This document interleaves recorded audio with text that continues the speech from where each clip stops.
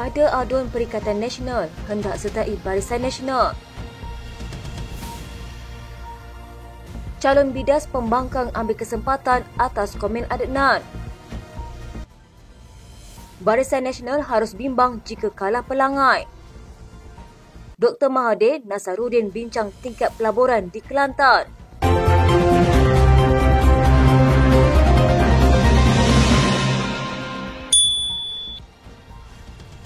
Datuk Seri Dr. Ahmad Zahid Hamidi berkata, tiada ahli Dewan Undangan Negeri Pahang daripada Barisan Nasional akan menyertai Perikatan Nasional jika gabungan itu memenangi pilihan raya kecil bagi Dewan Undangan Negeri Pelangai pada 7 Oktober ini.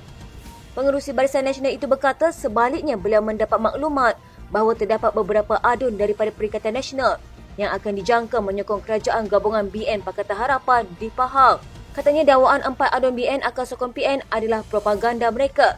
Tapi kita ada maklumat dalaman yang sebenarnya mereka akan bersama-sama kami. Beliau berkata demikian ketika mengulas kenyataan pengerusi PN Tan Sri Muhyiddin Yassin dalam ceramah di Perda Cemomoy baru-baru ini yang mendakwa ada kemungkinan adun BN akan menyertai PN sekiranya gabungan itu menang pada PRK Dewan Pelangai. Ahmad Zahid yang juga Presiden UMNO berkata, komposisi yang membentuk kerajaan negeri Pahang ketika ini terdiri daripada 16 adun BN dan 8 adun PH manakala PN mempunyai 17 adun. Katanya insya-Allah kita akan kekal pelangai. Jumlah ini adalah lebih daripada mencukupi bagi membentuk kerajaan. Pahang adalah negeri yang belum menguatkuasakan undang-undang anti lompat parti terhadap adun sejak ia dilaksanakan di peringkat persekutuan pada 5 Oktober 2022. PRK bagi Dewan Pelangai diadakan susulan kematian penyandangnya Datuk Seri Johari Harun dalam naas pesawat terhempas di Bandar Elmina Shah Alam, Selangor pada 17 Ogos lepas. PRK menyaksikan pertandingan 3 penjuru di antara calon BN Datuk Amiza Abu Adab, calon PN Kasim Samad dan calon bebas Hasli Helmi DM Zuhasni.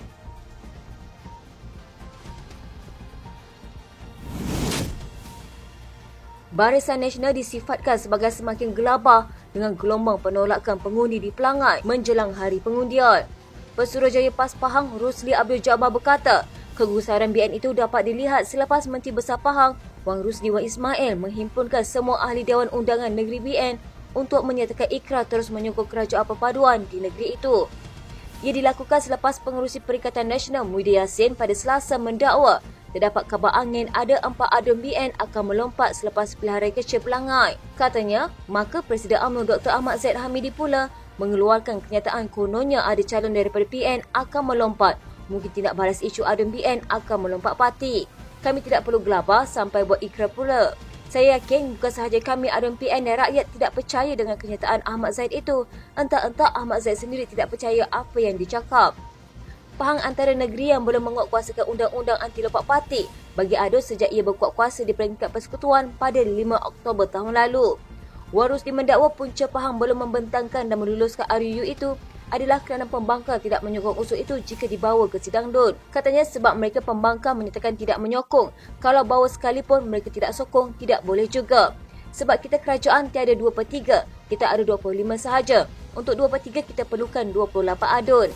Dalam pada itu, Rosli turut mengingatkan BN bahawa kerusi Pelangai belum pernah dimenangi parti lain selain UMNO Barisan Nasional sejak tahun 1986.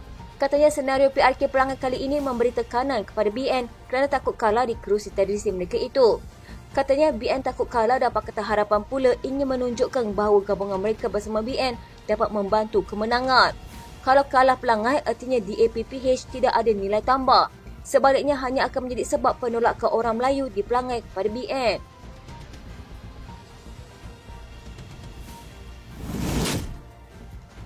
Kerajaan disaran menilai semula hukum yang perlu dikenakan terhadap mana-mana pihak atau kartel yang mengkhianati subsidi diberikan kepada rakyat dengan memanipulasikan bekalan beras dalam negara.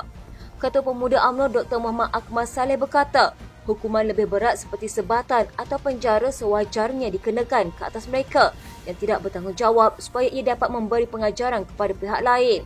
Katanya jika kita lihat hukuman paling tinggi pada hari ini ialah sekadar kompaun dan ia masih mampu dibayar mereka walaupun denda dikenakan mencecah RM100,000 jika melakukan kesalahan tersebut.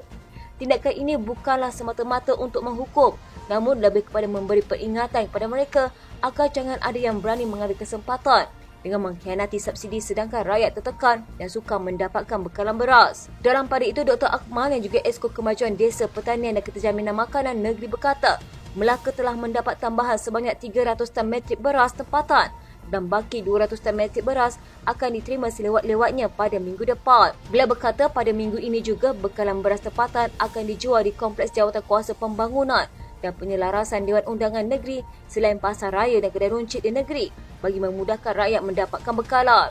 Katanya tiada pembelian panik berlaku di Melaka kerana kalau kita lihat bekalan beras tempatan pun sukar didapati, cuma saya minta rakyat Melaka tidak membeli beras dalam kuantiti banyak dan saya rasa 10 kilogram itu cukup untuk menampung dalam tempoh seminggu selain memberi peluang kepada orang lain untuk membeli sama.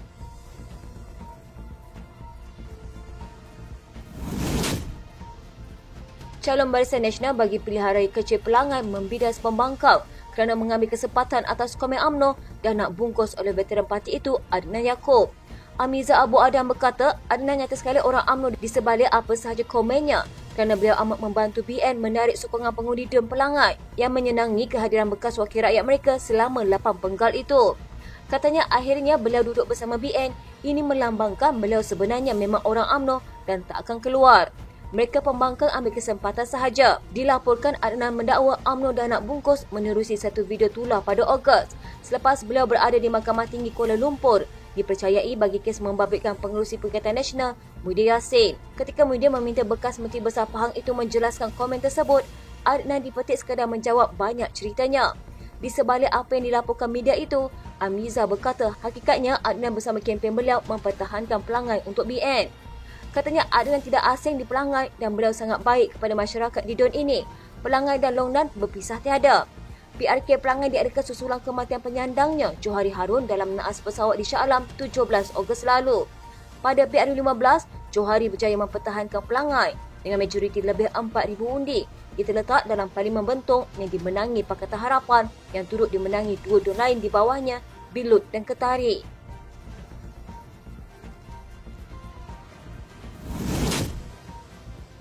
Saifuddin Abdullah menafikan dakwaan Presiden UMNO Zahid Hamidi.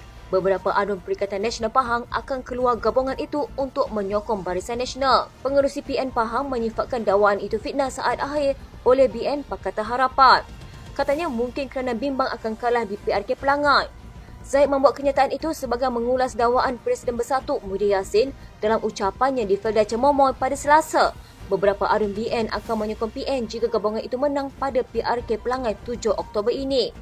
Katanya walaupun itu propaganda mereka, kita juga mempunyai maklumat dalaman dan sebenarnya mereka juga ADUN PN akan bersama dengan kami. Jadi kita harap 4 ADUN itu datang daripada PN.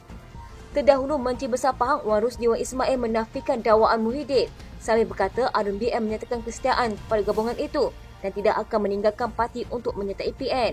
DUN Pahang mempunyai 42 kerusi. BN dan PH masing-masing memiliki 16 dan 8 kerusi, manakala PN 17. Sementara itu, Saifuddin berkata BN yang seharusnya bimbang jika kalah di PRK Pelangai. Katanya sebab dengan PN memenangi Pelangai, kami akan ada 18 kerusi dan mengatasi BN 16 dan PH 8. Pada masa itu, PN menjadi parti paling besar dalam DUN Pahang. Kalau ada 4 ADUN mereka menyertai PN, maka kerajaan negeri yang baru akan terbentuk. Saifuddin juga yakin pengundi di Pelangai matang dalam membuat keputusan. PRK Pelangai diadakan susulan kematian penyandangnya daripada UMNO Johari Harun yang meninggal dunia dalam naas pesawat di Bandar Elmina Shah Alam 17 Ogos lalu.